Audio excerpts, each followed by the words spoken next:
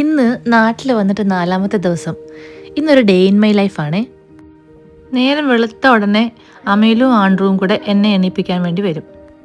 അമ്മയുടെ കയ്യിൽ നിന്ന് ഒരു കാപ്പിയൊക്കെ മേടിച്ച് കയ്യിൽ പിടിച്ചുകൊണ്ട് പറമ്പിൽ കൂടെ അവിടെ ഇങ്ങോട്ട് ചുമ്മാ അതൊക്കെ നടന്ന് രാവിലത്തെ മോർണിംഗ് വൈബ്സ് ഒക്കെ ഒന്ന് പിടിച്ച്, രാവിലെ മുല്ലപ്പൂവൊക്കെ വിരിഞ്ഞു വരുന്നതിൻ്റെ ഒരു സ്മെല്ലില്ലേ, അതൊക്കെ ഒരു ഭയങ്കര നൊസ്റ്റാൾജിക് ഫീലാണേ.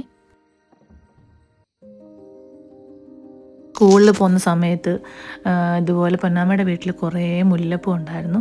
അപ്പോൾ അതെല്ലാം ഇങ്ങനെ പിച്ചി നമ്മൾ മുല്ലപ്പൂ ഇങ്ങനെ കെട്ടി കോർത്ത് തലയിൽ വെച്ചുകൊണ്ട് പോകുമായിരുന്നു പണ്ട് സ്കൂളിൽ പഠിക്കുന്ന സമയത്ത്. ഇപ്പം മുല്ലപ്പൂവൊക്കെ ജസ്റ്റ് ചുമ്മാ താഴെ വീണ് പോവാണ്. ഞാൻ ആൻഡ്രു സ്കൂളിൽ പോയപ്പോൾ ആൻഡ്രുവിന് കുറച്ച് മുല്ലപ്പൂ വെച്ചിട്ട് ചെറിയ മാലയൊക്കെ കെട്ടിക്കൊടുക്കാൻ വേണ്ടിയിട്ട് കുറച്ച് പൂ പറിച്ചു. പിന്നെ ആ കാപ്പിയായിട്ട് അതുവഴിയൊക്കെ ടെറസിൻ്റെ മുകളിൽ കൂടെ ഒക്കെ ജസ്റ്റ് അതിലേക്കൂടെ ഒക്കെ ഒന്ന് നടന്നു. അപ്പോഴത്തേക്കും പൊന്നാമ്മയൊക്കെ വിശേഷം ചോദിക്കാനായിട്ട് മുറ്റത്ത് വന്നു.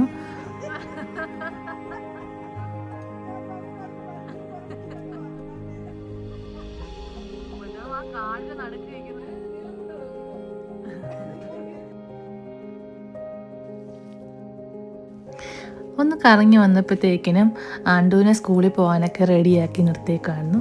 അപ്പോൾ ആൻഡുവിന് ഞാൻ മുല്ലപ്പൂവൊക്കെ വെച്ച് കൊടുത്തു. മമ്മി ആൻഡുവിനെ സ്കൂൾ ബസ്സിൽ കയറ്റി വിട്ടു. പിന്നെ പൊന്നാമ്മയായിട്ട് കുറച്ച് നേരം കൊച്ചു വർത്താനൊക്കെ പറഞ്ഞു തന്നു. മമ്മിയുടെ പൂ സ്റ്റോറികളാണ് ഈ പറഞ്ഞുകൊണ്ടിരിക്കുന്നത്. ഇഷ്ടംപോലെ പൂക്കളുണ്ട് ഈ വട്ടം വന്നപ്പം. അതുകൊണ്ട് മമ്മിക്ക് അതിനെ ഓരോന്നിനെയും കുറിച്ച് ഓരോ കഥകൾ പറയാനുണ്ട്. പിന്നെ കുറച്ച് നേരം അമേലിൻ്റെ കൂടെ നിന്ന് ബോളൊക്കെ കളിച്ച് പിന്നെ മുറ്റമൊക്കെ വൃത്തിയാക്കി തിരിച്ചു കയറി വന്നപ്പോഴത്തേക്കിനും മമ്മി നല്ല ചൂട് ദോശയും സാമ്പാറും ഉണ്ടാക്കി വെച്ചു. പിന്നെ എല്ലാവരും കൂടി ഇരുന്ന് അതൊക്കെ കഴിച്ചു. നമ്മളൊരു സിനിമയൊക്കെ കണ്ടുകൊണ്ടിരുന്നാണ് രാവിലത്തെ ബ്രേക്ക്ഫാസ്റ്റ് കഴിച്ചത്.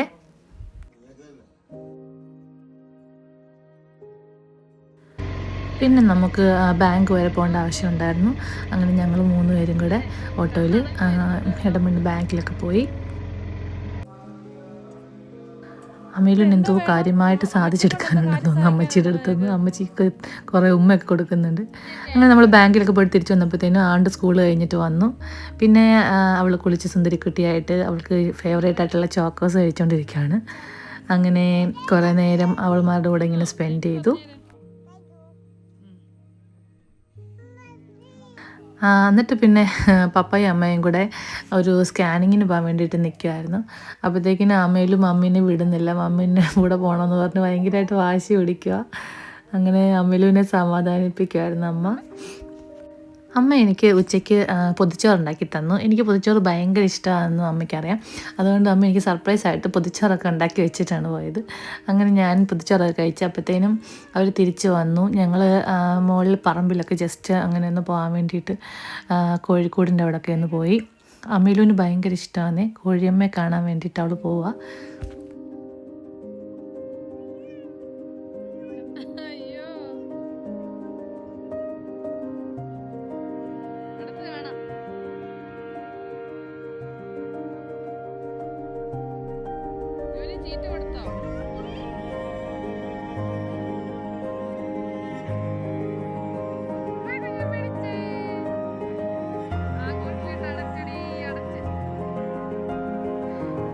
പിന്നെ അമ്മ അവിടുന്ന് പാഷൻ ഫ്രൂട്ടൊക്കെ പറിച്ചുകൊണ്ട് വന്നു.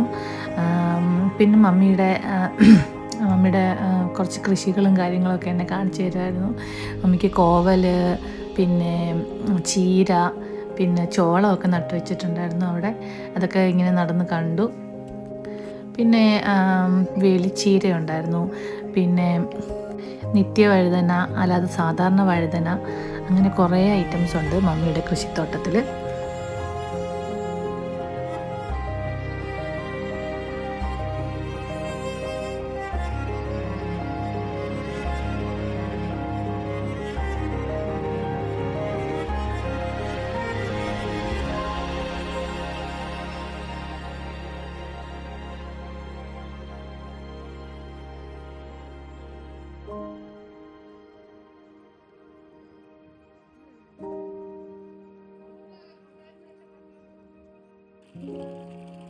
അങ്ങനെ കൃഷിയുടെ എല്ലാം കണ്ട് വിളവെടുപ്പും കഴിഞ്ഞ് ക്ഷീണിതരായി ഞങ്ങൾ 3 പേരും കുളിച്ചിട്ടൊക്കെ ഇരുന്ന് നൈസായിട്ട്.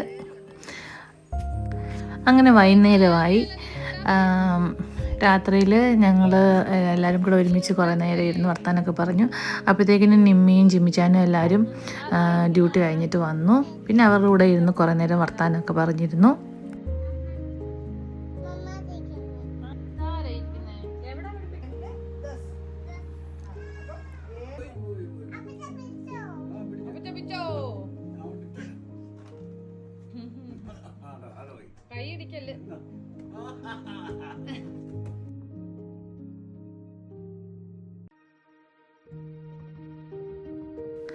നൈറ്റിൽ കഴിക്കാൻ വേണ്ടിയിട്ട് ആലു പൊറോട്ട ആയിരുന്നു.